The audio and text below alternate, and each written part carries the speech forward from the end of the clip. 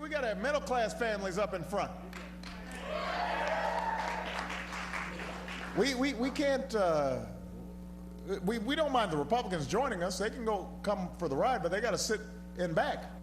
About Democrats being in the back of the bus. Well, that's offensive. I mean, when I looked at that, being foreign-born, I know the association that was bringing to the public mind. Maybe he didn't make the connection. But when you're president of the United States, the power of the presidency, your words carry weight, and either he doesn't recognize that, or he recognizes it and he doesn't care. I wonder if I, as a talk show host and conservative commentator, made such a reference. You'd be fired. I'd be fired. I'd be fired? Well, maybe, I don't know if you would be fired. But if you work for NPR, this would be called Perino. A president who starts labeling fellow Americans as enemies, that beyond the pale. Sure, this midterm election is a week away, but should the president be bring up imagery of segregation into politics, or do you not see it in those words?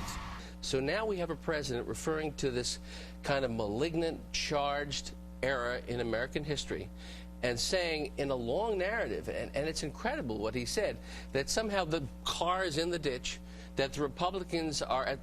Heard the story a million times. No, but it's incredible. I think after the civil rights movement of the 1960s, riding in the back certainly does have some civil rights, some racial overtones to it, and you can't tell me that the President of the United States was not aware of that when he said it. Imagine, if you will, Megan, a Republican president making that kind of flippant comment in the heat of an election season.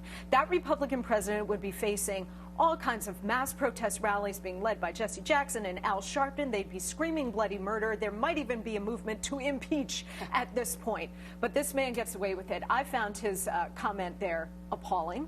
I found his refusal to sort of address it in a straightforward way also appalling. The thing about it that jumped out at me was we have been talking recently, and he just recently made some comment to the effect of, let's tone down the rhetoric and let's all be in the same tent. And we've been talking on this show about he had made a promise when he was running that his party and he were not going to run like this in political campaigns. They weren't going to demonize their opponents. That's a comment he just made recently again.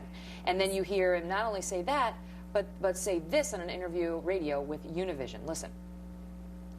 One of the things you learn, April, in politics is you don't worry about people saying stuff about you, as long as you know that you are focused on... Wrong soundbite. It happens.